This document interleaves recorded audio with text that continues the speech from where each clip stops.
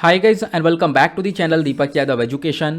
Welcome to the daily current affairs of 25th of December 2021.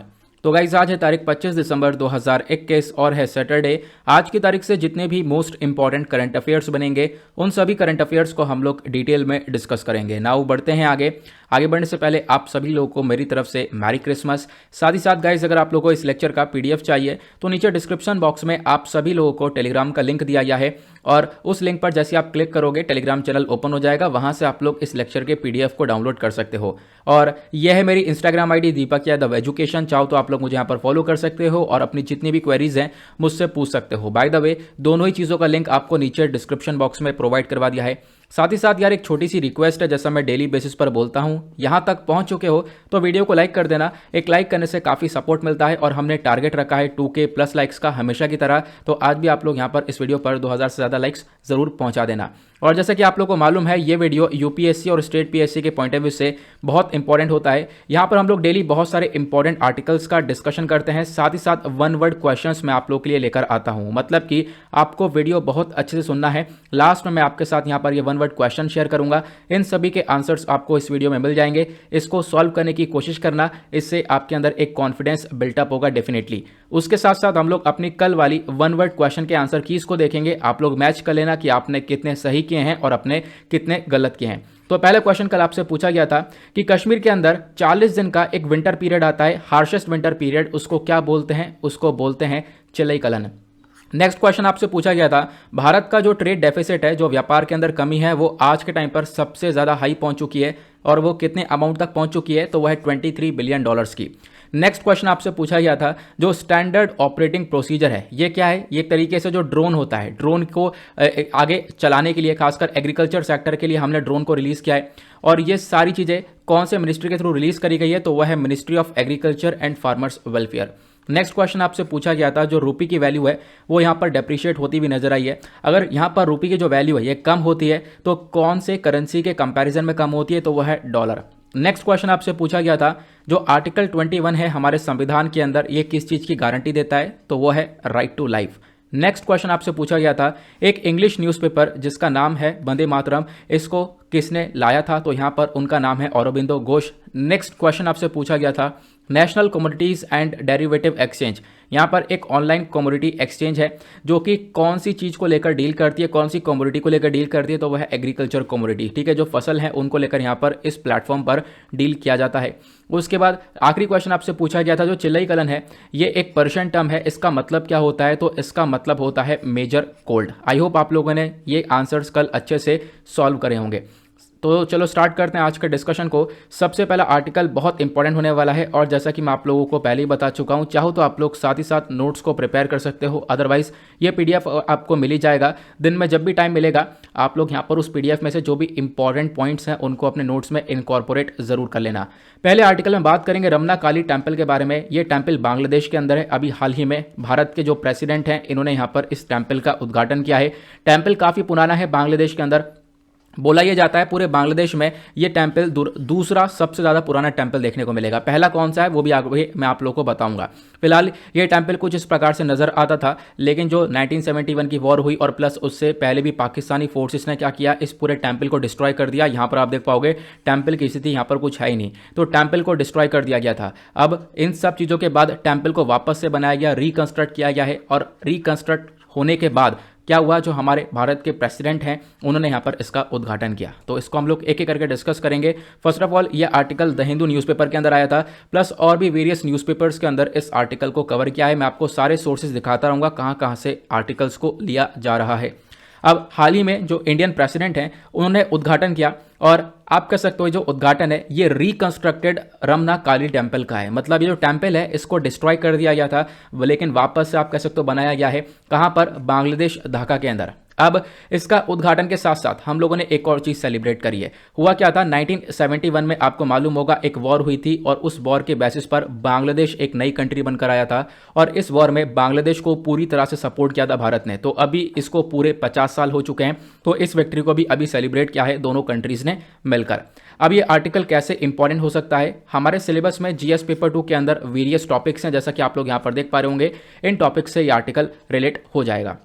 ये temple के बारे में मैं आपको सारी इन्फॉर्मेशन दूंगा, हिस्टोरिकल बैकग्राउंड सीखेंगे, सारी चीज़ें यहाँ पर कवर करने वाले हैं। सबसे पहली बात, जो ये टेम्पल है रमना काली टेम्पल, इसको डिस्ट्रॉय किया गया था, इसको बर्बाद कर दिया गया था पाकिस्तानी फोर्सेस के थ्रू। पाकिस्तानी फोर्सेस ने एक ऑपरेशन चलाया था, उस ऑपरेशन का नाम है ऑपरेशन सर्च लाइट। आपको ध्यान रखना है, ये ऑपरेशन चलाया गया था मार्च 1971 में, और एक बहुत बड़ा जीनोसाइड, एक बहुत बड़ा हत्याकांड किया गया। बहुत सारे लोगों को इस टेम्पल के अंदर ही मारा भी गया, प्लस उनको जला दिया गया और टेम्पल को भी बर्बाद कर दिया गया था। ये जो वॉर है 1971 की, ये बांग्लादेश वॉर ऑफ लिबरेशन के नाम से जानी जाती है। उसके बाद मार्च 1971 के अंदर अगर हम देखें तो जो वेस्ट पाकिस्तान है, इसने क्या करा, एक जीनोसाइड क्रिएट कर दिया था ईस्ट पाकिस्तान में। और जो भी यहाँ पर बंगालीज हैं, इनकी डिमांड ये थी कि हम लोग बांग्लादेश को एस्टेब्लिश करेंगे, एक अलग से बांग्लादेश बनाएंगे, हम पाकिस्तान के साथ नहीं रहेंगे। और इंडिया ने यहाँ पर इस पूरे चीज़ों के अंदर बांग्लादेश को पूरी तरह से सपोर्ट किया था। इंडिया ने भी बहुत इंपॉर्टेंट रोल प्ले किया था।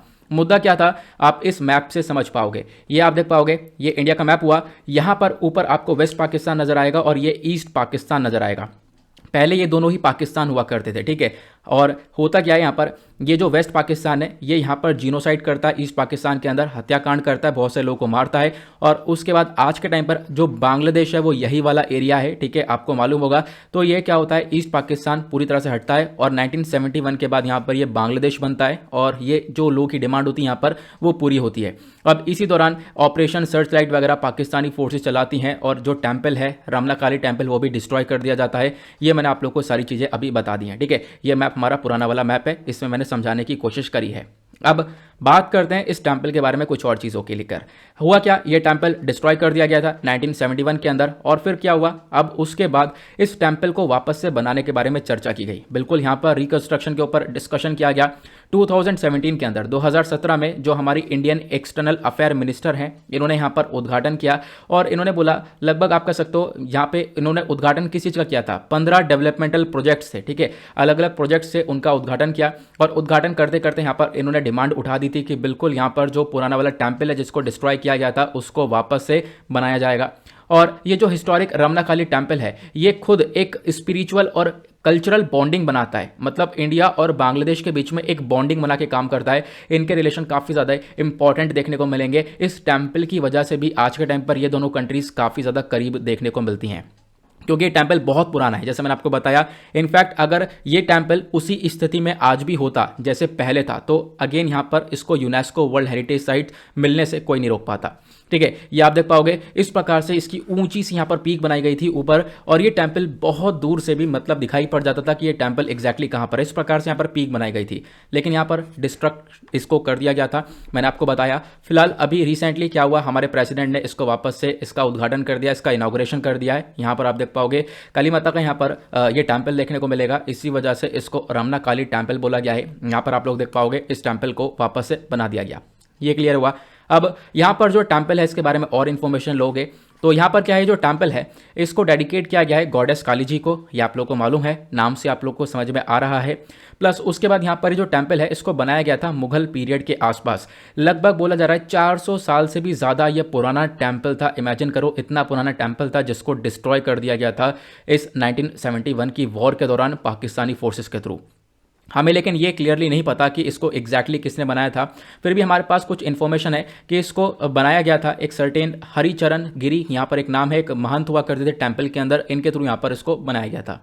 प्लस उसके बाद यहाँ पे बोला गया, ये अपने आप में कोई ज़्यादा बड़ा टेम्पल नहीं था, छोटा सा था, लेकिन फिर भी यहाँ पर काफ़ी दूर से दिखाई पड़ता था। इसका जो आर्किटेक्चर है अपने आप में काफ़ी यूनिक था। और सबसे इंपॉर्टेंट बात, बांग्लादेश के अंदर ये सेकंड ओल्डेस्ट हिंदू टेम्पल है, बांग्लादेश के अंदर सबसे पुराना दूसरे नंबर पर आने वाला टेम्पल है। तो मतलब इससे नंबर 1 वाला कौन सा है, तो नंबर 1 पर आता है धाकेश्वरी टेम्पल। तो धाकेश्वरी टेम्पल बांग्लादेश के अंदर सबसे पुराना है। उसके बाद दूसरे नंबर पर आता है यहाँ पर रमना काली टेम्पल, जिसके बारे में आपको ध्यान रखना है, क्वेश्चन आप लोगों से बन सकता है।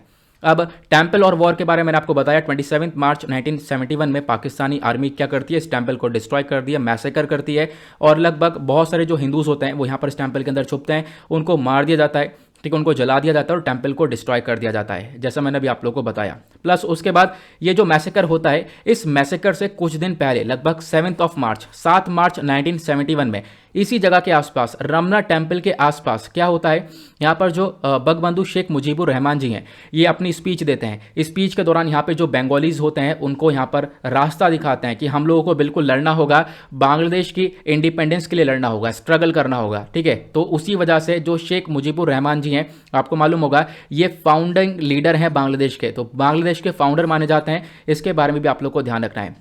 और कंट्री के मतलब बांग्लादेश के पहले प्राइम मिनिस्टर थे शेख मुजीबुर रहमान, इनका बहुत बड़ा योगदान रहा है बांग्लादेश को अलग से एक कंट्री बनाने में, ठीक है। और जो इन्होंने स्पीच दी थी तो मैंने यहाँ पर उसका एक पिक्चर सर्च किया था और वो भी पिक्चर गूगल पर मिल चुका है। तो यहाँ पर आप देख पाओगे, यहाँ पर शेख मुजीबुर रहमान है, ये अपनी स्पीच दे रहे हैं और इधर आपको यहाँ पर ये रमना काली टेम्पल नजर आ रहा होगा। इस टेम्पल के आसपास ही भी पहले स्पीच दी गई थी, फिर उसके कुछ दिन बाद ये मैसेकर हुआ और ये हत्याकांड के अंदर इस टेम्पल को डिस्ट्रॉय कर दिया गया। आई होप आप लोगों को यहाँ पर ये भी चीज़ें क्लियर हो चुकी हैं। ये तो हमने टेम्पल के बारे में बात करी है। अब यहाँ पर मैं आपको कुछ एक्स्ट्रा इन्फॉर्मेशन प्रोवाइड करवाऊंगा, जैसे कि इंडिया बांग्लादेश के जो रिलेशंस हैं वो आज के टाइम पर कहाँ पर स्टैंड करते हैं। ये बहुत इंपॉर्टेंट पॉइंट है। सबसे पहला पॉइंट हम लोग कवर करेंगे वो है मिलिट्री कोऑपरेशन, मतलब कि बांग्लादेश की जो सरकार है उन्होंने क्या किया, इंडिया के अगेंस्ट में जो भी इंसर्जेंसी बढ़ रही थी बॉर्डर्स पर उसको ख़त्म किया, उसको उखाड़ के फेंका और इसी के साथ साथ बांग्लादेश के साथ इंडिया के जो रिलेशंस हैं वो यहीं से बढ़ना चालू हो गए। प्लस उसके बाद यहाँ पर दोनों कंट्रीज़ ने मतलब इंडिया बांग्लादेश ने बहुत ही ज़्यादा शांतिपूर्वक लैंड बाउंड्री एग्रीमेंट किया था। और दूसरे लोगों को आजकल हम सिखाते भी हैं कि यहाँ पर जो लैंड बाउंड्री एग्रीमेंट होता है वो इस प्रकार से होता है। बहुत पीसफुली हम लोगों ने बाउंड्री एग्रीमेंट किया था। ये लैंड बाउंड्री एग्रीमेंट क्या है मैं आप लोगों को बताता हूँ। यहाँ पर पहले तो आप लोग मैप देख लो, इधर आप देख पाओगे ये ऊपर जो पूरा का पूरा ये डार्क कलर वाला एरिया दिख रहा है, ये पूरा बांग्लादेश हो गया है ना। और इसके ऊपर आप देख पाओगे इंडिया हो गया, वेस्ट बंगाल वाला एरिया आपको ऊपर देखने को मिलेगा। ये हमारी जो चिकन नेक है जिसको हम लोग सिलीगुड़ी कॉरिडोर बोलते हैं, ये सिलीगुड़ी कॉरिडोर देखने को मिलेगा, ठीक है। इधर आपको ये नीचे की साइड ये वाला जो एरिया ये त्रिपुरा देखने को मिलेगा। ये हमारा पूरा का पूरा नॉर्थ ईस्टर्न स्टेट्स हो गए, ठीक है। उसके बाद ये वाला जो रीजन है नीचे ये आपको बांग्लादेश नजर आएगा, ठीक है। अब होता क्या यहाँ पर, ये जो बांग्लादेश है प्लस इंडिया के लेकर एक लैंड बाउंड्री एग्रीमेंट होता है। एग्रीमेंट किस प्रकार से होता है वो आपको इस पिक्चर के थ्रू समझ में आएगा। पहले तो आप यहाँ पर जो ये ब्लू कलर की लाइन देख रहे होंगे, ये इस ब्लू कलर की लाइन को बोला गया है ये एक बाउंड्री है। इसके इधर बांग्लादेश है, ऊपर वेस्ट बंगाल है। जैसे मैंने आपको बताया ये बांग्लादेश हुआ, ऊपर वेस्ट बंगाल हुआ, ठीक है। अब यहाँ पर क्या हुआ, इनके बीच में ब्लू कलर की लाइन ये आपको नजर आ रही होगी। तो ये जो ब्लू कलर की लाइन आपको यहाँ पर ये नजर आ रही है, ये तो बाउंड्री हो गई। अब क्या हो गया, इस बाउंड्री के इधर मतलब बांग्लादेश के हिस्से में कुछ ऑरेंज ऑरेंज आपको आइलैंड्स ये नजर आ रहे होंगे, ठीक है। ये जो आइलैंड्स हैं ये भारत के एन्क्लेव्स हैं, ये भारत का पार्ट है ना। और उसके बाद ये जो टेरिटरी है मतलब ये जो लाइन हो गई, बाउंड्री हो गई, इसके पार आपको और भी छोटे छोटे हरे कलर के आइलैंड्स नजर आएंगे, ठीक है। ये आपको हरा कलर का दिख रहा है, ये बाउंड्री के उधर है मतलब इंडिया की साइड में। इंडिया के हिस्से में आपको ग्रीन कलर के बहुत सारे आइलैंड्स आपको नजर आएंगे, ठीक है। और ये सब क्या है, ये सब बांग्लादेश के एन्क्लेव है। यहाँ पर बांग्लादेशी रहते थे। हुआ क्या यहाँ पर, इंडिया ने इतने अच्छे से पीसफुली यहाँ पर एग्रीमेंट किया इंडिया बांग्लादेश ने और बोला ये जो टेरिटरीज हैं जो बांग्लादेश की टेरिटरी के अंदर है इसको अपने पास रखो और जो इधर वाली ग्रीन वाली आपको नजर आएंगी ये सब हमारे एक तरीके से बांग्लादेश को दे दो। और ये आराम से चीज़ें हो चुकी हैं, ये अग्रीमेंट बहुत पहले हो चुका है, ये आप लोगों को ध्यान रखना है। तो पीसफुली यहाँ पर अग्रीमेंट हुआ है। जितनी भी ज़मीनें यहाँ पर ये इंडिया की कैटेगरी के अंदर आ रही हैं और बाकी जो यहाँ पर आपको ये ग्रीन वाला देखने को मिलेगा ये बांग्लादेश की कैटेगरी के अंदर देखने को मिलेंगे, ठीक है। ये मैंने आप लोग को यहाँ पर क्लियरली पिक्चर के थ्रू समझा दिया। तो इन दोनों कंट्रीज़ के बीच में एक लैंड बाउंड्री एग्रीमेंट हुआ था जिसकी वजह से ये कंट्रीज का जो रिलेशन है वो अपने आप में काफ़ी इंपॉर्टेंट है। उसके बाद दोनों कंट्रीज के बीच में जो व्यापार है वो भी काफ़ी बेहतरीन तरीके से होता है। इनफैक्ट आज के टाइम पर जो बांग्लादेश है वो इंडिया का एक बिगेस्ट ट्रेडिंग पार्टनर, व्यापार के मामले में ट्रेडिंग पार्टनर देखने को मिलेगा पूरे साउथ एशिया के अंदर। फिर उसके बाद अगर हम देखें तो हम लोग यहाँ पर एक्सपोर्ट करते हैं टू बांग्लादेश लगभग 2018-19 के अंदर 9.21 बिलियन डॉलर्स का एक्सपोर्ट किया गया था और इंपोर्ट हमने 1.04 बिलियन डॉलर्स का किया था। तो अपने आप में ट्रेड के मामले में भी बांग्लादेश और इंडिया काफ़ी आगे चल रहे हैं। प्लस और भी कौन कौन से सेक्टर हैं, डेवलपमेंट सेक्टर। डेवलपमेंट सेक्टर में अगर हम बात करें तो इंडिया ने बहुत सारा लोन, बहुत सारा पैसा उधारी पर बांग्लादेश को प्रोवाइड करवाया है, इसको एक्सटेंड भी किया है। और हमने यहाँ पर डिसाइड किया है कि यहाँ पर बांग्लादेश में हम लोग रोड्स, रेलवेज, ब्रिजेस, पोर्ट्स इनका कंस्ट्रक्शन करेंगे और इस बेसिस पर पैसा दिया गया। तो इसकी वजह से भी रिलेशंस काफ़ी ज़्यादा अच्छे हैं। उसके बाद कनेक्टिविटी को इंप्रूव करने के लिए भारत ने बहुत कुछ किया है। एक डायरेक्ट बस सर्विस चलाई गई है कोलकाता से अगरतला तक, ठीक है। कोलकाता अगरतला से यहाँ पर आप कह सकते हो 500 किलोमीटर तक की ये बस सर्विस चलाई गई है और डायरेक्टली आप कह सकते हो यहाँ पर हम लोग बांग्लादेश को कनेक्ट करने की कोशिश कर रहे हैं। तो जो कनेक्टिविटी है वो आज के टाइम पर काफ़ी अच्छी देखने को मिलेगी। प्लस बांग्लादेश ने बहुत सारे जो शिपमेंट्स होते हैं, जो हमारे जहाज होते हैं सामान लेकर जाते हैं, उनको भी अलाउ कर दिया है अपने पोर्ट पर। तो बांग्लादेश के बहुत सारे पोर्ट पर हमारे जहाज वगैरह भी जाते हैं। तो अपने आप में चाहे वो वाटरवे हो चाहे वो लैंड लैंड हो, कनेक्टिविटी काफ़ी अच्छी हो रही है और काफ़ी इंप्रूवमेंट हुआ है। प्लस बांग्लादेश और इंडिया के रिलेशंस में एक और पॉइंट आता है, वो है न्यू एरियाज ऑफ एंगेजमेंट। आज के टाइम पर और भी अलग अलग टॉपिक्स हैं जिसके ऊपर दोनों कंट्रीज डिस्कशन चल रही हैं, बातचीत कर रही हैं। जैसे कि सबसे पहली बात, अगर हम भारत में टूरिज्म की बात करें, भारत के अंदर जो टूरिज्म ग्रो हो रहा है उसमें बांग्लादेशीज का काफ़ी बड़ा रोल है। ठीक है, एक लार्ज पोर्शन ऑफ टूरिस्ट यहाँ पर बांग्लादेश से आते हैं इंडिया के अंदर, ये भी आप लोग को ध्यान रखना है। प्लस उसके बाद यहाँ पर बताया गया रिसेंट डेवलपमेंट में अभी हम लोगों ने लगभग जो 72nd रिपब्लिक डे परेड पर हम लोगों ने क्या किया, सपोर्ट किया। और सपोर्ट करते करते जो इंडिया पाकिस्तान वॉर देखने को मिला था 1971 का, उसको देखते देखते हमने ये देखा इंडिया की विक्ट्री हुई थी। डेफिनेटली बांग्लादेश को यहाँ पर एक अलग से कंट्री बन गया था और उसको हमने रिकग्निशन भी दिया था। तो इस बेसिस पर यहाँ पर जो बांग्लादेशी के आर्म्ड फोर्सेस हैं उनको हम लोगों ने बुलाया था 72nd रिपब्लिक डे परेड पर। तो मतलब हम लोग इन्वाइट करे थे बांग्लादेश को, एग्जैक्टली आप लोग ये कह सकते हो। तो अपने आप में देख पा रहे होंगे रिलेशंस किस बेसिस पर दोनों कंट्रीज के स्ट्रॉन्गर देखने को मिलेंगे। आई होप आप लोगों को आर्टिकल बहुत बेहतरीन तरीके से क्लियर हो गया है। बहुत सारी इंपॉर्टेंट इन्फॉर्मेशन मैंने आप लोगों को यहाँ पर समझा दी है। तो फटाफट यहाँ पर करना क्या है, वीडियो को लाइक कर देना। ठीक है, भूल गए होंगे तो फटाफट लाइक जरूर कर देना। आगे आते हैं अगले आर्टिकल पर। एक और आर्टिकल बहुत ज़्यादा ज़बरदस्त है, decline in China's BRI investment. China का जो एक प्रोजेक्ट है बेल्ट एंड रोड इनिशिएटिव, ठीक है, इसका जो भी इन्वेस्टमेंट है, इसमें जो भी पैसा लगाया जा रहा है वो अभी यहाँ पर उसके अंदर काफ़ी बड़ी गिरावट देखने को मिली है। उसके पीछे के कारण क्या है वो मैं आप लोग को यहाँ पर बताने वाला हूँ। आर्टिकल GS पेपर 2 के पॉइंट ऑफ व्यू से इंपॉर्टेंट होगा। हमारे सिलेबस में बहुत सारे टॉपिक्स दे रखे हैं, इन टॉपिक्स के पॉइंट ऑफ व्यू से आर्टिकल इंपॉर्टेंट है। आर्टिकल बिजनेस स्टैंडर्ड के न्यूज़पेपर में कवर किया गया था, यहाँ पर आप लोग देख पा रहे होंगे। तो यहाँ पर क्या हुआ है, according to China based think tank report, China की जो थिंक टैंक रिपोर्ट है इसके अकॉर्डिंग अगर हम लोग बात करें तो जो चाइना का इन्वेस्टमेंट है बेल्ट एंड रोड इनिशिएटिव के अंदर वो 5% से गिरा है लगभग 2019 से, जब से हम इसको काउंट कर रहे हैं। तो 2019 से लगातार 5% से इसके अंदर गिरावट देखने को मिली है। इसके अंदर सबसे पहला कारण है अनसक्सेसफुल डील्स। बहुत सारी जो डील है वो अनसक्सेसफुल हो पाई, जिसकी वजह से ये प्रोजेक्ट आगे नहीं बढ़ पाया। इसके अंदर इन्वेस्टमेंट कम रहा। प्लस कोविड-19 पैंडेमिक आपको मालूम है इसने तो सभी कुछ बंद करवा दिया था, जिसकी वजह से भी यहाँ पर जो ये प्रोजेक्ट है इसकी अमाउंट काफ़ी हद तक गिर चुका था।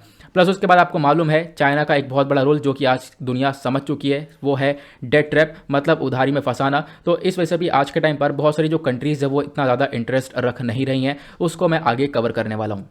पहले तो हम लोग इस प्रोजेक्ट के बारे में समझते हैं कि आखिरकार ये बेल्ट एंड रोड इनिशिएटिव है क्या।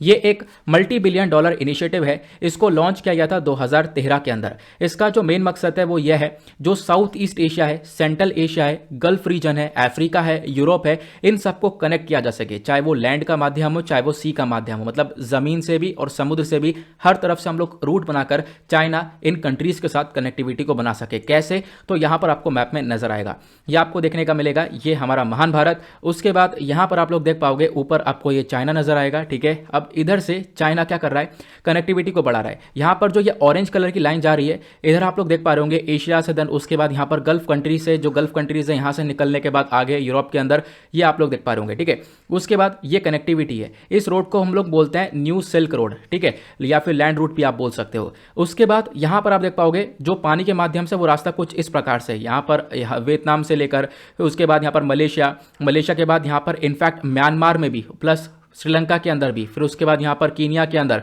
फिर उसके बाद यहाँ पर येमेन, इस प्रकार से कनेक्टिविटी को बढ़ा रखा है। तो चाइना ने यहाँ पर एक तरीके से पूरा जाल बुन दिया है, एक तरीके से पूरे दुनिया को यहाँ पर कनेक्ट करने की कोशिश कर रहा है। इसी को बोलते हैं बेल्ट एंड रोड इनिशिएटिव। ठीक है, यहाँ पर क्या होता है, कंट्रीज के ऊपर काफ़ी हद तक इन्वेस्टमेंट कर रहा है चाइना। इन्वेस्टमेंट करने के साथ साथ यहाँ पर इस प्रकार से कनेक्टिविटी बना दी है। अब क्या होगा, इसके माध्यम से चाइना व्यापार कर सकता है। ठीक है, और ये जो आपको ब्लैक कलर की लाइन दिख रही है, यह है चाइना पाकिस्तान इकोनॉमिक कॉरिडोर। ये भी बेल्ट एंड रोड इनिशिएटिव का ही पार्ट है और ये सबसे बड़ा कंसर्न है। यहाँ पर क्या हो रहा है, पाकिस्तान के कब्जे में जो अभी एरिया है हमारा वाला, जो पाकिस्तान ऑक्यूपाइड कश्मीर है तो इंडिया का ही, इलीगल तरीके से पाकिस्तान ने इसको कब्जा लिया है। तो हुआ क्या, यहाँ पे पाकिस्तान ने ये वाला एरिया चाइना को दे दिया। मतलब चाइना को दिया किस बेसिस पर, कि आप इसके ऊपर से CPEC प्रोजेक्ट को निकाल सकते हो, और चाइना ने यहाँ पर इसके ऊपर से ये प्रोजेक्ट निकाला भी है, चाइना पाकिस्तान इकोनॉमिक कॉरिडोर। ये प्रोजेक्ट क्या करता है, पाकिस्तान का जो ग्वादर पोर्ट है, ग्वादर पोर्ट से कनेक्ट करता है चाइना के कशगर एरिया को। ठीक है, यहाँ पर आप लोग को ये मैप में नजर आ रहा होगा। ठीक है, तो BRI क्या है ये आप लोगों ने समझा। काफ़ी सारा पैसा चाहिए डेफिनेटली, लेकिन आज के टाइम पर इसके अंदर इन्वेस्टमेंट कम हो चुका है। रीजंस क्या है आप लोग समझ चुके हो। जब यहाँ पर इस प्रोजेक्ट को 2013 के अंदर लॉन्च किया गया था तो सबसे पहली बात यहाँ पर 100 से ज़्यादा कंट्रीज़ ने मिलकर इस अग्रीमेंट को साइन कर लिया था, ठीक है। और चाइना ने यहाँ पर ये चीज़ें कॉपरेट भी करी हैं। चाइना ने बोला हम लोग काफ़ी कुछ डेवलप करेंगे, रेलवेज, पोर्ट्स, हाईवेज और भी और जो इंफ्रास्ट्रक्चर्स है उनको डेवलप किया जाएगा। तो 100 कंट्रीज से ज़्यादा कंट्रीज़ ने मिलकर अग्रीमेंट कर लिया था, ठीक है। इस अग्रीमेंट को साइन कर लिया था और लगभग साल 2000 से लेकर ईयर 2000 से लेकर ईयर 2020 तक अगर हम बात करें तो चाइना ने बहुत सारी अफ्रीकन कंट्रीज़ की या और भी बहुत सारी कंट्रीज़ की भरपूर मात्रा में मदद करी है, बहुत सारा पैसा पहुंचाया है। अगर हम बात करें तो चाइना ने अफ्रीकन कंट्रीज़ की मदद करी, यहाँ पर 13,000 किलोमीटर्स का रोड, रेलवे और भी बहुत सारी जो पावर फैसिलिटीज़ होती हैं वो प्रोवाइड करवाई हैं, ठीक है। मेडिकल फैसिलिटीज़ मतलब दवाइयों के मामले में काफ़ी पैसा प्रोवाइड करवाया है, स्पोर्ट्स के मामले में काफ़ी कुछ प्रोवाइड करवाया है, प्लस स्कूल्स के अंदर इंफ्रास्ट्रक्चर को डेवलप किया है। तो हर प्रकार का इंफ्रास्ट्रक्चर चाइना ने अफ्रीका के अंदर किया है। क्यों किया? ताकि चाइना अपना एक दबाव बना सके और वो एग्जैक्टली देखने को भी मिला, ठीक है। जैसा आप लोग यहाँ पर देख पाओगे, यहाँ पर कीनिया का मोम्बासा पोर्ट है, यहाँ से पूरी तरह से चाइना इसको भी कब्जा रखा है पूरी तरह से, आप कह सकते हो। यहाँ पर उसका डिजिबूटी का एरिया देखने को मिलेगा, जिसको जिबूटी बोलते हैं खासकर। उसके बाद यहाँ पर इस प्रकार से एरिया देखने को मिलेगा। तो सभी जगह पर कहीं ना कहीं भरपूर मात्रा में इन्वेस्टमेंट देखने को मिलता है चाइना का। चाइना ने खूब यहाँ पर इन्वेस्टमेंट कर रखा है। अब बात करते हैं जो बेल्ट एंड रोड इनिशिएटिव है, इसके अंदर क्या क्या एक्टिविटीज़ आती हैं। देखो, कोऑर्डिनेट करना, ठीक है, ट्रेड जो व्यापार है उसको आगे लेकर चलना, फिजिकल कनेक्टिविटी को बढ़ाना, इंटरनेशनल लेवल पर आगे बढ़ना, plus people to people contact बढ़ता रहे। इसके ऊपर यहाँ पर चाइना पूरी तरह से फोकस रख रहा है। चाइना का मेन मकसद है कि डॉलर्स को बीट करे और जो चाइना आगे निकल कर आए, ये बिल्कुल मेन मकसद है। मतलब अमेरिका को बीट करने की तरफ आगे तेजी से बढ़ रहा है। प्लस रूट क्या है बीआरआई के अंदर, मैंने आपको समझा दिया। सिल्क रोड क्या है और मैरीटाइम सिल्क रोड क्या है, मैंने एग्जैक्टली आपको मैप में अच्छे से क्लियर करवा दिया है।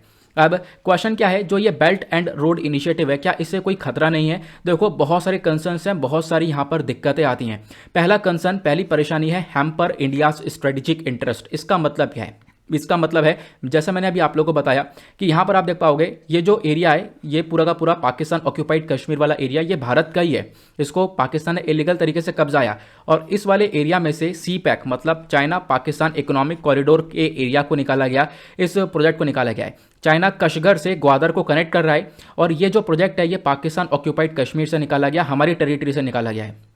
अब जब ये हमारी टेरिटरी से निकाला गया, ये जो पूरा एरिया, ये जो पूरा प्रोजेक्ट है, तो इससे डेफिनेटली भारत को काफ़ी बड़ा कंसर्न है, भारत को काफ़ी चिंता भी है। भारत इसको लगातार ओपोज कर रहा है कि हमारी टेरिटरी है, और उसके बावजूद भी यहाँ पर इसको पास किया गया, इस पूरे प्रोजेक्ट के ऊपर काम किया गया। और उसके बाद तो खास बात तो यह है कि आज के टाइम पर फोकस ये किया जा रहा है कि जो ये पूरा प्रोजेक्ट है सी पैक वाला, इसको बढ़ाकर अफगानिस्तान तक लेकर जाया जाए। ऐसे यहाँ पर कनेक्टिविटी अफगानिस्तान से भी बढ़ाई जाए।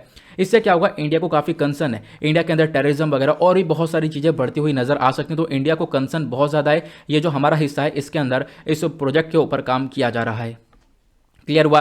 प्लस उसके बाद चाइना का कुछ और भी यहाँ पर स्ट्रैटेजिक मामला देखने को मिलेगा। आज के टाइम पर अगर आप देख पाओगे तो चाइना ने म्यांमार के साथ अपनी कनेक्टिविटी को काफ़ी बढ़ा लिया है। चाइना म्यांमार इकोनॉमिक कॉरिडोर देखने को मिलेगा, चाइना नेपाल इकोनॉमिक कॉरिडोर देखने को मिलेगा। तो हर कंट्रीज़ के साथ आज के टाइम पर चाइना ने कनेक्टिविटी को बढ़ा दिया है। खासकर आप देख पाओगे, इसी को हम लोग बोलते हैं string of pearl. String of pearl का मेन मकसद क्या है? मतलब चाइना ने इंडिया के इर्द गिर्द एक मोतियों की माला बुन दी है। मोतियों की माला बुनने का मेन मकसद है क्या? यहाँ पर आप लोगों ने अभी समझा, यहाँ से तो सी पैक मतलब चाइना पाकिस्तान इकोनॉमिक कॉरिडोर को निकाला गया। उसके बाद चाइना ने यहीं से, आप कह सकते हो, चाइना का कंट्रोल है इस ग्वादर पोर्ट पर। उसके बाद चाइना को इंडियन ओशन के अंदर ये पूरा का पूरा, आप कह सकते हो कि रीच मिल जाएगा, एक एक्सेस मिल जाएगा, ठीक है। तो अपने आप में भारत के लिए सबसे बड़ी बात यहाँ से कंसर्न है। चाइना ने यहाँ से इंडिया को घेरा। उसके बाद क्या हुआ, मालदीव्स के अंदर क्या किया चाइना ने बहुत सारा इन्वेस्टमेंट किया है, बहुत सारा पैसा डाल दिया है यहाँ पर, और कंट्रीज आज के टाइम पर फॉलो कर भी रही है चाइना को। तो यहाँ पर क्या हुआ, आप कह सकते हो, पहले तो यहाँ से यहाँ तक कनेक्टिविटी बनाई, यहाँ से इंडिया को घेरा, फिर उसके बाद यहाँ पर मालदीव्स के अंदर इन्वेस्टमेंट करने के बाद अपना काफ़ी बड़ा एक तरीके से कब्जा करने के बाद, कब्जा क्या कह सकते हो, अपना काफ़ी बड़ा कंट्रोल पाने के बाद, ठीक है। तो यहाँ पर भी आप कह सकते हो, इधर से भी इस प्रकार से तार बुन दिया, एक इधर से भी माला बना दी है। क्या हुआ यहाँ पर, इधर से भी इंडिया को घेरा। उसके बाद श्रीलंका के बारे में मालूम है, श्रीलंका के अंदर यहाँ पर एक हम्बनतोता पोर्ट है, उसको 99 ईयर्स के लिए, 100 साल के लिए यहाँ पर चाइना ने अप्रॉक्स खरीद लिया है, ठीक है। और बहुत सारा पैसा ऑलरेडी चाइना के अंदर इन्वेस्टमेंट कर चुका है, श्रीलंका के अंदर इन्वेस्टमेंट कर चुका है। और श्रीलंका आज के टाइम पर पूरी तरह से डिपेंडेंट देखने को मिलेगा चाइना के ऊपर, ठीक है। आज के टाइम पर कंसर्न काफ़ी बढ़ चुका है श्रीलंका में। तो अगेन यहाँ पर क्या है, श्रीलंका आज के टाइम पर पूरी बात मानता हुआ नजर आएगा चाइना की। तो क्या हुआ, यहाँ से फिर से एक लाइन और निकल कर आ चुकी है, यहाँ से कनेक्टिविटी बन गई। उसके बाद क्या हुआ, म्यांमार के अंदर पूरी तरह से, बांग्लादेश के अंदर भी क्या हुआ है, अभी बहुत सारा इन्वेस्टमेंट हुआ है। तो उसके बाद आप कह सकते हो यहाँ पर कनेक्टिविटी बन गई, यहाँ पर भी चाइना बैठा हुआ है। उसके उसके बाद म्यांमार के अंदर बैठा हुआ है चाइना। उसके बाद आप देख पाओगे इस प्रकार से क्या हुआ, पूरी की पूरी माला बुन दी है और ऊपर तो है ही चाइना, ठीक है, म्यांमार के अंदर तो है ही, ऊपर भी चाइना आपको देखने को मिलेगा। तो इस प्रकार से यहाँ पर ये माला बुनी गई, इसको बोलते हैं हम लोग स्ट्रिंग ऑफ पर्ल। कोई भी पूछे स्ट्रिंग ऑफ पर्ल क्या है तो आप लोग को समझ जाना है कि हाँ चाइना ने, अब चाइना की जो चाल है, स्ट्रेटेजिक यहाँ पर इनका इंटरेस्ट है, उसके बेसिस पर इन्होंने एक मोतियों की माला बुन दी है जिसको हम लोग स्ट्रिंग ऑफ पर्ल बोल रहे हैं।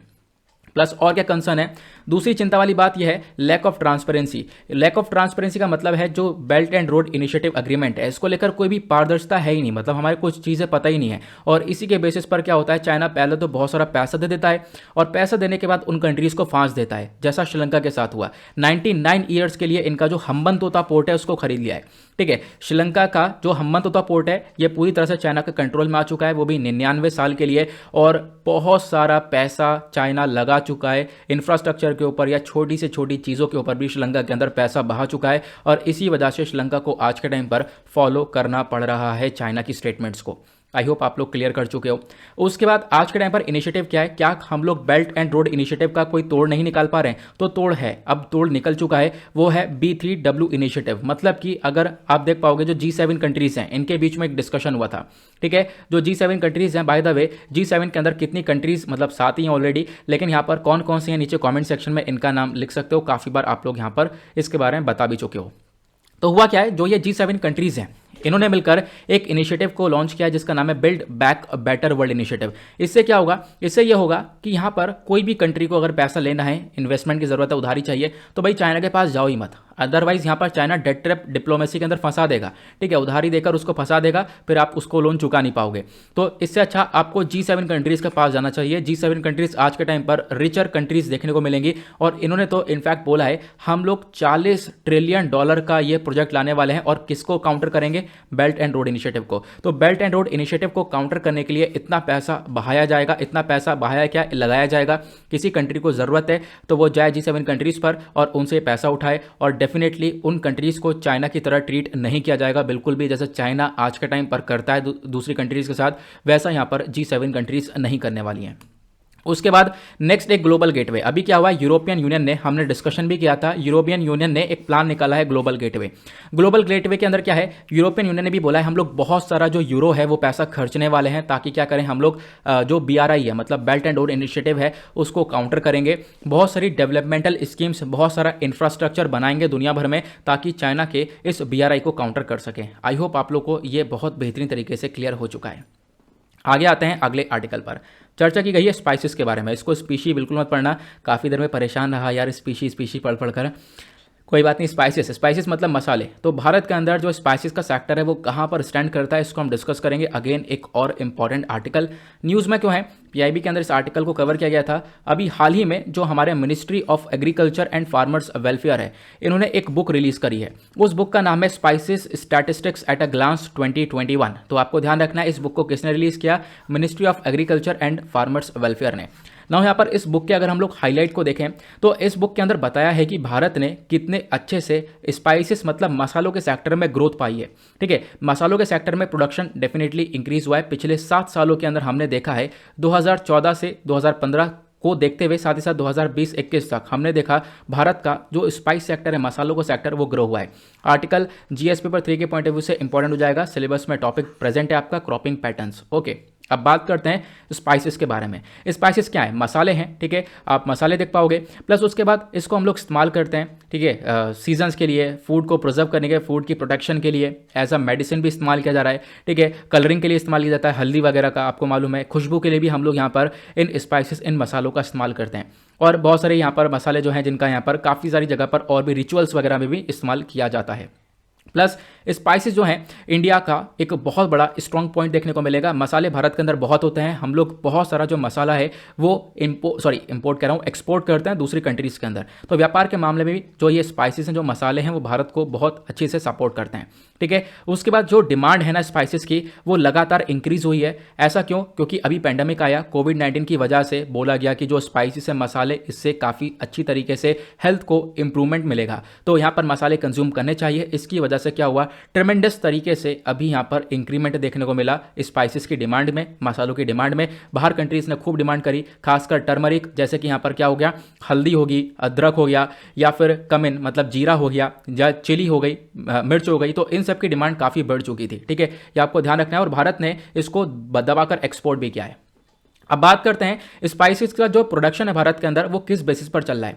तो इंडिया आज के टाइम पर वर्ल्ड लार्जेस्ट प्रोड्यूसर भी है, कंज्यूमर भी है और एक्सपोर्टर भी है। हम लोग दुनिया में सबसे ज़्यादा मसाले बनाते भी हैं और खुद खाते भी हैं, और जो बचता है उसको एक्सपोर्ट भी करते हैं। क्लियर। अब यहाँ पे अगर हम बात करें तो जो मसाले हैं ये हर आप क्लाइमेट के अंदर देखने को मिलेगा। हर एक क्लाइमेट में इसको बहुत अच्छी तरीके से भारत के अंदर उगाया जा रहा है, मतलब पूरे साल यहाँ पर इसकी ग्रोथ देखने को मिलती है। रियलिटी में देखें तो ज़्यादातर सारे स्टेट्स और सारी यूनियन टेरिटरीज़ के अंदर कहीं ना कहीं एक या दो या फिर कोई दूसरे मसाले ज़रूर ग्रो किए जाते हैं। तो पूरे भारत में आप देख पाओगे मसाले की प्रोडक्शन लगातार हर जगह पर होती हुई नजर आएगी। और एक्ट ऑफ पार्लियामेंट के अंडर में अगर हम लोग बात करें, जो टोटल 52 स्पाइसेस हैं, मतलब कि 52 आपको मसाले देखने को मिलेंगे, इसको स्पाइसेस बोर्ड के अंदर में लाया गया है।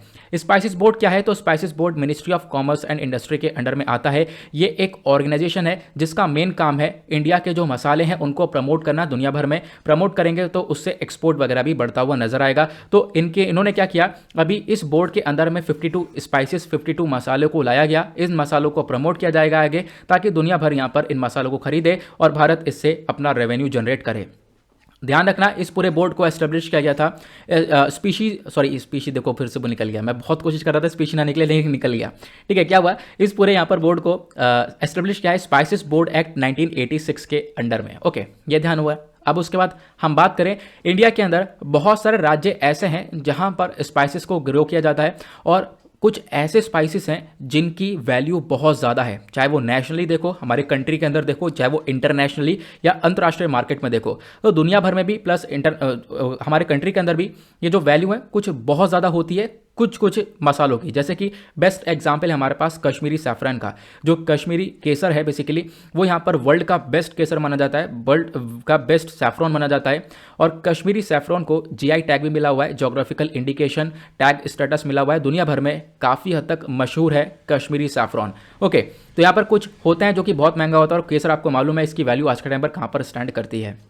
प्लस मसालों को प्रोटेक्शन देने के लिए क्या भारत सरकार कुछ कर रही है, तो प्लस भारत सरकार ने बहुत सारे काम किए हैं। रिसेंटली जो FSSAI है, मतलब food safety and standard authority of India, इन्होंने उद्घाटन किया 5वां सेशन एक कमेटी का। अब 5वां सेशन जो है कमेटी का, वो कमेटी कौन सी है, वो है codex committee on spices and culinary herbs. Culinary herbs मतलब जो शुद्ध यहाँ पर बहुत सारी जड़ी बूटियाँ होती हैं, उसको लेकर एक कमेटी का सेशन बैठाया गया था। इसको बनाया गया, इस पूरे कमेटी को कोडेक्स एलिमिनेटरीज कमीशन के अंदर में, ठीक है। और इस पूरे कमेटी को एस्टेब्लिश किया गया है लगभग 2013 के अंदर बनाया गया था, ताकि हम लोग क्या कर सकें, इन स्पाइसेस के ऊपर काम कर सकें, इन स्पाइसेस को आगे कैसे ग्रो करना है इसके ऊपर हम थोड़ा सा ध्यान रख सकें। आई होप आप लोग को आर्टिकल अच्छे से क्लियर हुआ। आगे बढ़ते हैं अगले आर्टिकल पर। नेक्स्ट आर्टिकल में चर्चा की गई है तमिल लिटरेचर के बारे में। तमिल लिटरेचर और संगम पीरियड के बारे में हम लोग जानेंगे कि आखिरकार ये संगम पीरियड था क्या। बहुत सारे टिपिकल नाम आएंगे, ठीक है, कोशिश करेंगे अच्छे से प्रोनाउंस कर पाएं उसको। तो आर्टिकल हमारा जीएस पेपर 1 के पॉइंट ऑफ व्यू से इंपॉर्टेंट हो जाएगा। हमारे सिलेबस में टॉपिक मेंशन्ड है एंशिएंट इंडियन हिस्ट्री, तो बहुत अच्छे से समझने की कोशिश करेंगे। आर्टिकल पीआईबी से लिया गया है। हुआ क्या, हाल ही में जो हमारी minister of state for education है, इन्होंने क्या किया, इन्होंने रिलीज किया है हिंदी ट्रांसलेशन ऑफ तोलकाप्पियम का। जो तोलकाप्पियम है इसका हिंदी ट्रांसलेशन रिलीज किया गया। ये सारे लिटरेरी वर्क्स हैं, ठीक है, प्लस उसका जो कन्नड़ ट्रांसलेशन भी करी गई है, और भी आप कह सकते हो जो भी लिटरेरी वर्क्स है, जो भी लिटरेचर है, इनका ट्रांसलेशन किया गया है अभी हिंदी के अंदर। प्लस उसके अंदर सबसे इंपॉर्टेंट है तोलकाप्पियम। तो ध्यान रखना तोलकाप्पियम क्या है, मैं आपको समझाऊंगा आगे। और जो भी तमिल लिटरेचर है, तमिल लिटरेचर ने अपना सबसे ज़्यादा एक तरीके से पीक पर कब आया था, संगम एरा के अंदर। तो संगम पीरियड में ही तमिल लिटरेचर काफ़ी हद तक ग्रो हुआ था। इसको संगम एरा क्यों बोला जाता है? संगम मतलब एक असेंबली, ठीक है, जो पोएट्स होते हैं, जो कवि होते हैं, वो सब साथ में बैठते हैं, एक असेंबली होती है, उसको हम लोग बोलते हैं संगम। तो ये संगम पीरियड क्या था, मैं आपको समझाने की कोशिश करता हूँ। ये जो पूरा पीरियड है ये कब स्टैंड करता था, 3rd सेंचुरी BC से लेकर 3rd सेंचुरी AD के बीच में आपको ये जो पीरियड देखने को मिलेगा, ये संगम पीरियड था। लेकिन ये कहाँ पर आया था ये पीरियड, ये एरा था साउथ इंडिया के अंदर। अब साउथ इंडिया के अंदर कौन सा एग्जैक्टली पोर्शन था, तो रिवर है कृष्णा और तुंगभद्रा। कृष्णा और तुंगभद्रा से जो नीचे वाला रीजन है वहीं पर संगम पीरियड पूरी तरह से बना था 3rd सेंचुरी बीसी से लेकर 3rd सेंचुरी एडी तक। मैं आपको ये वाला मैप दिखाता हूं, इस वाले मैप को ध्यान से देखना। जब आप नीचे सदर्न पोर्शन देखोगे तो यहां पर कृष्णा रिवर हुई, कृष्णा रिवर से तुंगभद्रा रिवर ये देखने को मिलेगी, ठीक है। इसके नीचे वाला जो पोर्शन है, ये जो पूरा पोर्शन है, यहीं पर संगम पीरियड था पूरा का पूरा 3rd सेंचुरी बीसी से लेकर 3rd सेंचुरी एडी तक। तो संगम पीरियड कहां पर था, यहां पर देखने को मिलेगा। यहीं पर पूरी असेंबली बनी थी और ये लोग यहां पर काफी सारे लिटरेरी वर्क्स के ऊपर इन्होंने काम किया है। और ये जो संगम पूरा का पूरा पीरियड है, इस संगम पीरियड को मतलब कौन से पैट्रोनेज के अंडर में था, तो यहां पर वो थे पांड्या किंग्स के थ्रू यहां पर इसको पूरी तरह से रूल किया गया था। ध्यान रखना इसके बारे में। प्लस उसके बाद ये जो पूरा का पूरा साउथ इंडिया है, ये संगम एज के टाइम पर पूरा साउथ इंडिया 3 डायनेस्टीज के थ्रू रूल किया जाता था।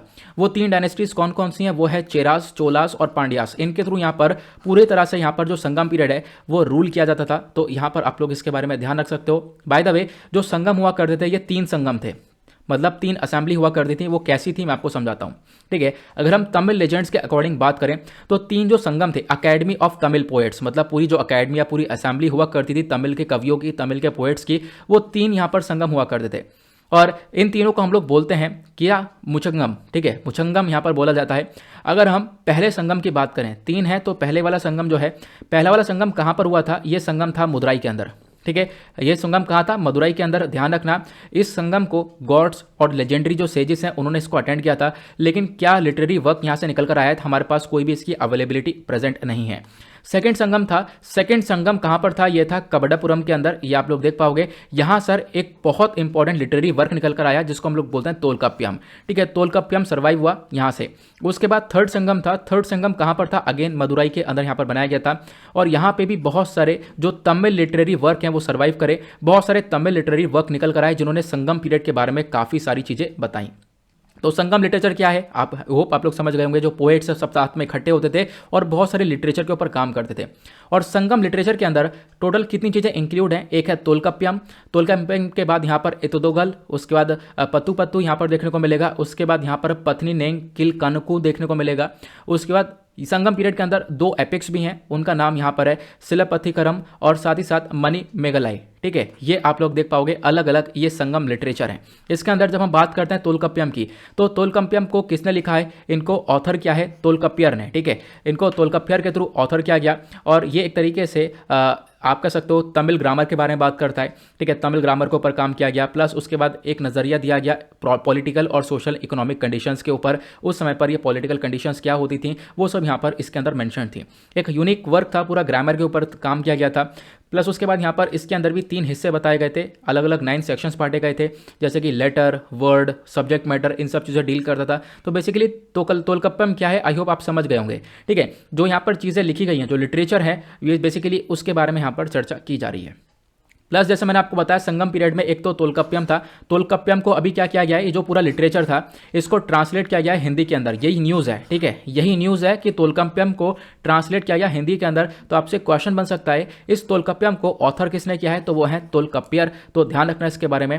प्लस उसके बाद यहाँ पर संगम पीरियड के अंदर ही आपको एतुतोगई देखने को मिलेगा। इसके अंदर 8 एंथोलॉजीज हैं, इनके नाम यहाँ पर आप लोग पढ़ सकते हो। नाम बहुत टिपिकल है, यहाँ पर गलत प्रोनाउंसिएशन होगा तो उससे अच्छा मैं यहाँ पर इसको प्रोनाउंस नहीं कर पा रहा हूँ। उसके बाद यहाँ पर आप देख पाओगे एक है पत्तू पत्तू, यहाँ पे इसको हम लोग 10 आइडल बोलते हैं। तो इसके अंदर भी आप देख पाओगे बहुत सारे नाम दे रखे हैं। ये अलग अलग काम है, ये अलग अलग लिटरेचर निकल कर आया है, ये अलग अलग यहाँ पर काम किया गया है अलग अलग पोएट्स के थ्रू, ये आप लोग देख पाओगे, ठीक है। ये आपको क्लियर हो जाना चाहिए। आई होप आप लोग इसके बारे में समझ चुके हो कि एग्जैक्टली संगम एज क्या था। संगम एज पूरा का पूरा लिटरेरी पीरियड था। अभी यहाँ पर इसी के अंदर में जो हमारा लिटरेचर था उसको अंदर हिंदी ट्रांसलेशन किया गया है। जैसे तोलकाप्पियम का हिंदी ट्रांसलेशन अभी किया गया, हिंदी के अंदर उसका बदला गया है। एग्जैक्टली मतलब कि हिंदी के अंदर भी अब वो चीज़ें प्रेजेंट है, आप हिंदी में भी वो पढ़ पाओगे। उसके बाद आता है अगला आर्टिकल, एक और बहुत इंपॉर्टेंट आर्टिकल। यहाँ पर चर्चा की गई है प्रलय मिसाइल के बारे में। तो प्रलय मिसाइल क्या है, आर्टिकल जीएस पेपर 3 के पॉइंट ऑफ व्यू से इंपॉर्टेंट हो जाएगा। सिलेबस के अंदर हमारे टॉपिक मेंशन है डिफेंस एंड टेक्नोलॉजी का। अगर हम इसको देखें न्यूज़ में क्यों है, क्योंकि हाल ही में जो डीआरडीओ है, defence research and development organisation, इन्होंने यहाँ पर अपने खुद ही मिलकर इस पूरे के पूरे सरफेस टू सरफेस मिसाइल प्रलय को कंडक्ट किया, ठीक है। तो प्रलय कौन सी मिसाइल है, सरफेस टू सरफेस मिसाइल, मतलब सतह से सतह तक आप इसको मिसाइल को छोड़ पाओगे। इस मिसाइल की जो टेस्टिंग है वो एपीजे अब्दुल कलाम आइलैंड से की गई है। एपीजे अब्दुल कलाम आइलैंड मतलब इसका दूसरा नाम व्हीलर आइलैंड भी देखने को मिलता है। क्लियर। अगर हम बात करें प्रलय पूरे मिसाइल की, तो पहले इंडिया का पहला कन्वेंशनल क्वासी बैलिस्टिक मिसाइल देखने को मिलेगा। मतलब कि जो बैलिस्टिक मिसाइल होते हैं पूरा प्रॉपरली बैलिस्टिक मिसाइल नहीं है, लेकिन आधा बैलिस्टिक है। कैसे होगा आगे मैं आपको समझाऊंगा, थोड़ा सा वेट करो। जो ये मिसाइल है इसके अंदर अपने आप में बहुत सारी टेक्निक्स हैं, बहुत सारी टेक्नोलॉजीज को ऐड किया जाए। इस मिसाइल की खास बात यह है, जैसा आप लोग पिक्चर में देख पा रहे होंगे, ये उड़ते उड़ते अपना जो पाथ है, अपना जो रास्ता है वो बदल सकता है। कैसे? मतलब कि मान लो यहाँ पर कोई टारगेट है इसका, और इस मिसाइल उस टारगेट को यहाँ पर रीच कर रहा है। क्या होगा? वो टारगेट यहाँ पर मान लो अपनी जगह से मूव कर गया दूसरी जगह पर, तो ये मिसाइल भी मूव कर सकता है। तो इस मिसाइल को हम लोग हवा में इसका जो पाथ है वो चेंज कर सकते हैं। तो अपने आप में ये मिसाइल इस वजह से बहुत ज़्यादा इंपॉर्टेंट देखने को मिलेगा। प्लस यहाँ पर जो मिसाइल गाइडेंस सिस्टम है इसके अंदर आपको state of the art navigation देखने को मिलेगा। मतलब इसकी जो एक्यूरेसी है वो बिल्कुल सटीक रहेगी, अपने टारगेट को ये पूरी तरह से हिट करेगा अच्छी तरीके में। मतलब जो एक्यूरेसी इस रेट है, सटीकता से यहाँ पर अपने टारगेट को हिट करने के ऊपर ये ध्यान देगा। अब इस मिसाइल के बैकग्राउंड के बारे में बात करें तो इसका जो डेरिवेटिव है वो है प्रहार। मतलब कि आप कह सकते हो, जैसे आप प्रलय कह सकते हो, तो इसका एक सब्स्टिट्यूट प्रहार कह सकते हो। हमारे पास प्रहार मिसाइल प्रोग्राम भी है, तो प्रहार मिसाइल प्रोग्राम के अंडर में ही यहाँ पर प्रलय को बनाया गया है। तो प्रहार मिसाइल प्रोग्राम को पहली बार टेस्ट किया गया था 2011 में। जो प्रहार है वो एक सरफेस टू सरफेस मिसाइल है। आपसे क्वेश्चन बन सकता है प्रहार क्या है, तो ये सरफेस टू सरफेस मिसाइल है। इसकी जो रेंज है वो लगभग 150 किलोमीटर्स के आसपास है। इसका मेन ऑब्जेक्टिव ये है, ये हमारे पिनाका और जो दूसरी पृथ्वी मिसाइल है उसके बीच का जो गैप है वो पूरा कर सके, क्योंकि हमारे पास कोई बड़ी रेंज की मिसाइल है, कोई छोटी रेंज की मिसाइल है। तो बीच को लेवल को मेंटेन करने के लिए प्रहार हमारे बनाया था। तो आपको ध्यान रखना है प्रहार क्या है। उसके बाद अगर हम लोग बात करें इनकी रेंज क्या है, खासकर हमने अभी डिस्कस कर रहे हैं प्रलय के बारे में, तो प्रलय मिसाइल की रेंज है 150 से लेकर 500 किलोमीटर्स तक की यहाँ पर रेंज है। तो मतलब ये जो मिसाइल है इसको हम लोग एक्सपोर्ट कर सकते हैं छोटी छोटी कंट्रीज़ को। जैसे यहाँ पर जो नीचे इंडोनेशिया हो गया, मलेशिया हो गया, वियतनाम हो गया, थाईलैंड हो गया, लाओस हो गया, इन कंट्रीज़ को यहाँ पर ये मिसाइल की नीड पड़ सकती है। इनको हम लोग एक्सपोर्ट भी कर सकते हैं।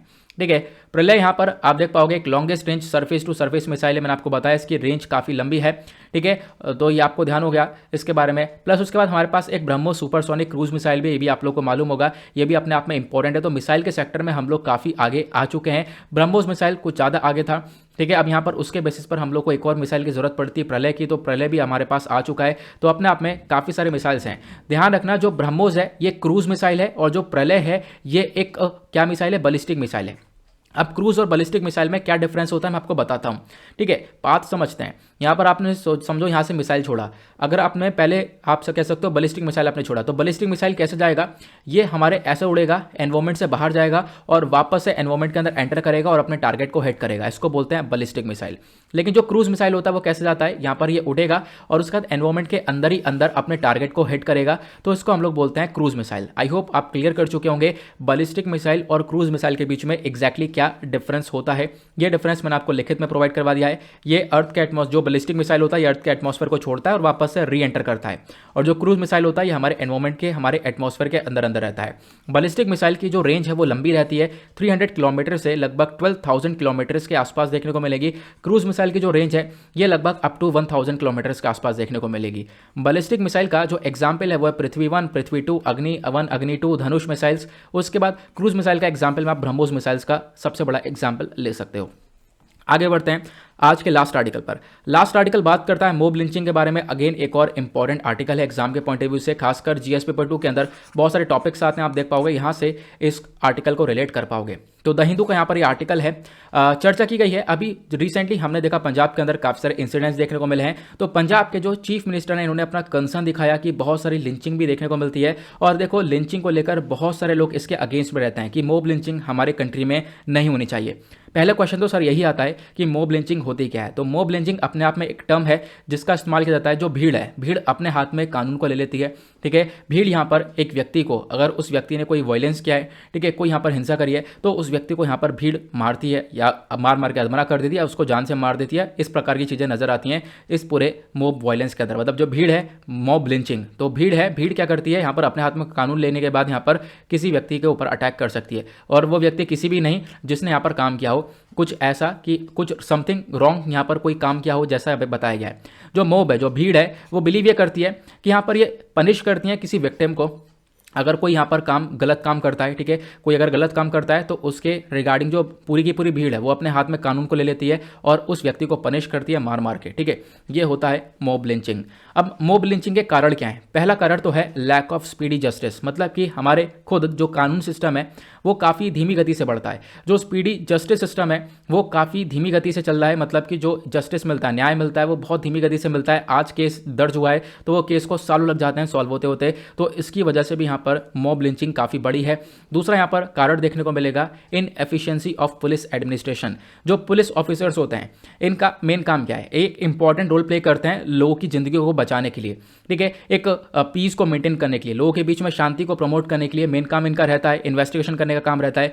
लेकिन हो क्या रहा है यहाँ पर आप कह सकते हो, जो पुलिस एडमिनिस्ट्रेशन है वो आज के टाइम पर एफिशिएंट तरीके से काम ही नहीं कर रहा है, ठीक है, जैसा काम करना चाहिए था वैसा काम हो नहीं पा रहा है। इसकी वजह से जो ये हेट क्राइम है या फिर जो ये मॉब लिंचिंग है वो दिन ब दिन बढ़ती हुई नजर आ रही है।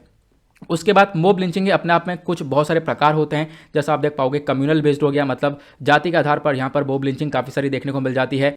फिर उसके बाद विच क्राफ्ट, जादू टोना वाली यहाँ पर मतलब इसके रिगार्डिंग में मॉब लिंचिंग देखने को मिलती है। ऑनर किलिंग हो गया, बोविन मतलब यहाँ पर कुछ गाय सांड से रिलेटेड यहाँ पर आपको देखने को मिलेगा। प्लस उसके बाद यहाँ पर चाइल्ड लिफ्टिंग को लेकर मॉब लिंचिंग देखने को मिलती है, या फिर कोई चोरी होता है तो उसके रिगार्डिंग भी यहाँ पर जो भीड़ है वो यहाँ पर अलग अलग इस प्रकार के जो केसेस हैं ये नजर आते हैं। इस केसेस में यहाँ पर लोगों को मार दिया जाता है, जो भी यहाँ पर इस प्रकार के वायलेंस क्रिएट करता है। क्लियर हुआ? अब यहाँ पर मॉब लिंचिंग को लेकर क्या क्या इश्यूज हैं? इशू क्या है? सबसे पहला दिक्कत यह है कि मॉब लिंचिंग एक ह्यूमन राइट का वायलेशन है, ठीक है, जो भी ह्यूमन राइट्स के जो ह्यूमन डिग्निटी है खासकर उसका वायलेशन देखने को मिलेगा।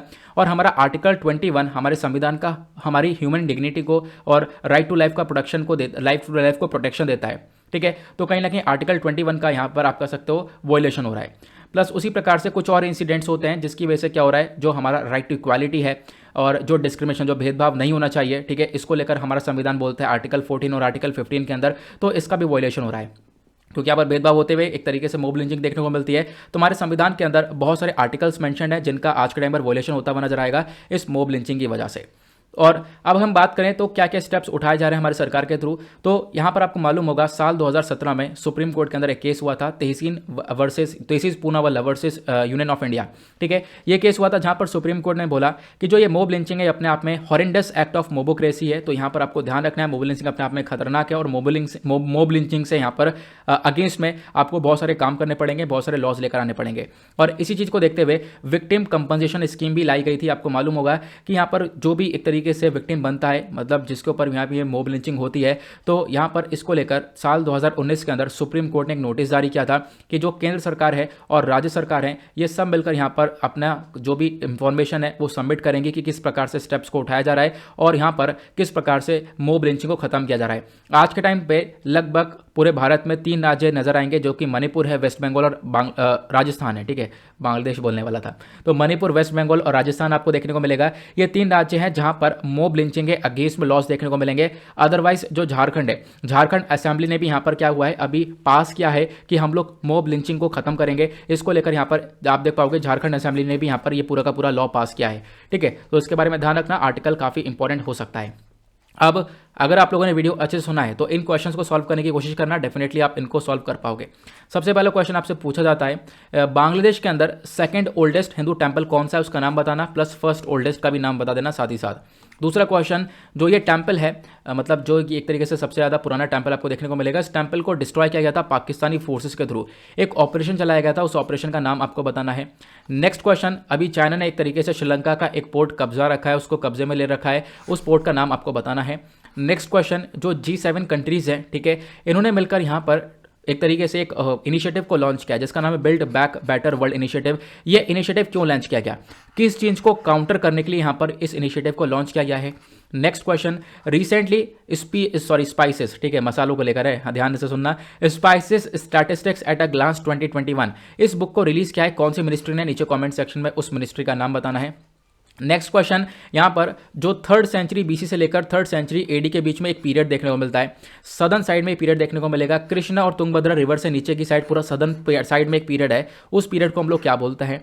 नेक्स्ट क्वेश्चन, जो प्रहार है, प्रहार एक 150 किलोमीटर रेंज की मिसाइल है, वो मिसाइल कौन सी है, surface to surface, surface to air या air to air, surface to air, कोई कौन सी मिसाइल है, आप लोग नीचे कमेंट सेक्शन में बता सकते हो। उसके बाद यहाँ पर आज के टाइम पर देखें तो लगभग 3 राज्य देखने को मिलेंगे। वो 3 राज्य कौन कौन से हैं जहाँ पर मॉब लिंचिंग को लेकर लॉज देखने को मिलेंगे, अदरवाइज यहाँ पर मॉब लिंचिंग को लेकर कहीं भी लॉज नहीं है। तो उन 3 राज्यों के नाम आपको नीचे कमेंट सेक्शन में देना है। इन सभी के आंसर्स मैंने आप लोग को आगे प्रोवाइड करवा दिए हैं। चाहो तो आप लोग यहाँ से भी आंसर्स को देख सकते हो, बट पहले यहाँ पर खुद सॉल्व करने की इनको कोशिश करना।